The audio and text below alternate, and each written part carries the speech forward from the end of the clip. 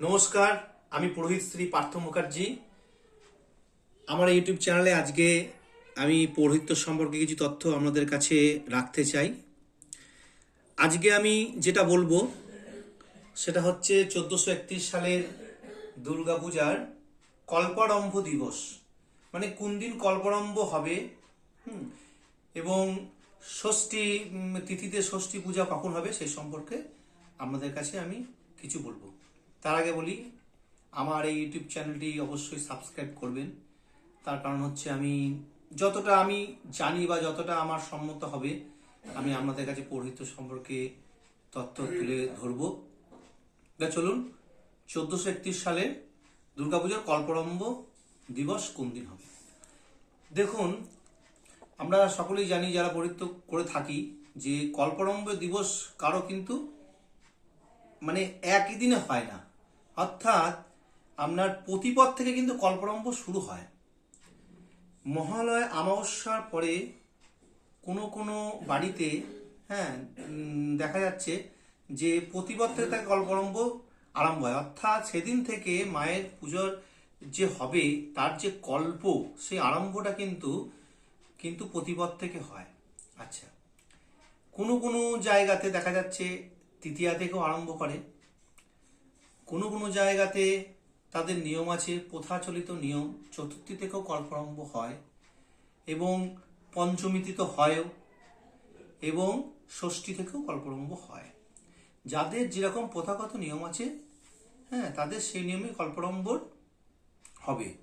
কিন্তু বেশিরভাগ ক্ষেত্রে আমরা দেখা গিয়েছে যে বারোয়ারির ক্ষেত্রে বেশিরভাগ ক্ষেত্রে দেখা যায় বা বাড়ির ক্ষেত্রেও দেখা যায় যে কল্পারম্ভ দিবস ষষ্ঠী তিথি থেকে শুরু হয়। অর্থাৎ ষষ্ঠী তিথি থেকেই মায়ের যে পূজা হবে সেই পূজার কল্প, সেই কল্পর আরম্ভর দিন কিন্তু ষষ্ঠী থেকেই বেশিরভাগ শুরু হতে দেখা যায়।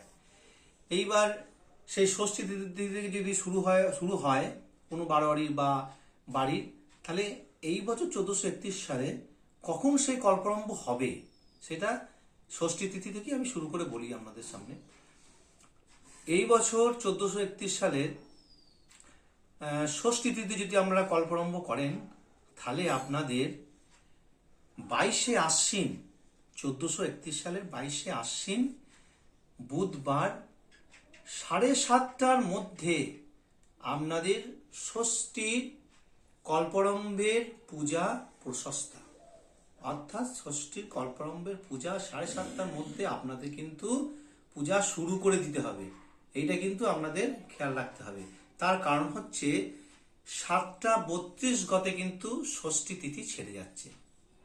এবার ষষ্ঠী তিথি ছেড়ে যাওয়ার আগে 7:30টার মধ্যে আপনাদের কিন্তু কল্পারম্ভ শুরু করে দিতে হবে। সেই দিন সকালে আপনারা পূজা মণ্ডপে গিয়ে আপনারা একটা ঘট প্রতিষ্ঠাতা করতে হবে। কল্পারম্ভ যদি সেদিন কি কল্পারম্ভ থাকে তাহলে সেই কল্পারম্ভ দিন আপনাদের ঘট প্রতিষ্ঠাতা করতে হবে। সেই ঘটে আপনাকে পূজা করতে হবে। সেই ঘটে আপনাকে পূজা করতে হবে। প্রথমে আপনারা যেমন পূজা করেন আচমন বিষ্ণু স্মরণ, তারপরে গায়ত্রী জপ থেকে আরম্ভ করে ভূ শুদ্ধি, আসন শুদ্ধি, জল শুদ্ধি, কর শুদ্ধি প্রভৃতি যারা যারা পুজোর যে নিয়ম আছে সেগুলো থেকে আপনারা শুরু করবেন। এবং একটা কথা খেয়াল রাখবেন যে দুর্গা পূজার ক্ষেত্রে বিশেষ করে যে যে পুঁথি স্মরণ করে চলেন সেই পুঁথি স্মরণ করেই চলবেন। এবং কিছু কিছু ক্ষেত্রে মানে কোনো কুলাচার থাকে বা দেশাচার থাকে, সেগুলো একটু দেখতে হবে, সেগুলো মেনে চলতে হবে। তাহলে বলি যে ষষ্ঠীর দিন এইগুলো করার পর তারপরে আপনারা সূর্য অর্ঘ্য দেবেন। সূর্য অর্ঘ্য দেওয়া, সাক্ষ্য মন্ত্র পাঠ করতে হবে। সাক্ষ্য মন্ত্র পাঠ করার পর আপনাকে স্বস্তি বাচন করতে হবে। স্বস্তি বাচন করার পর আপনাকে স্বস্তি সূক্ত পাঠ করতে হবে, সংকল্প করতে হবে, সংকল্প সূক্ত পাঠ করতে হবে।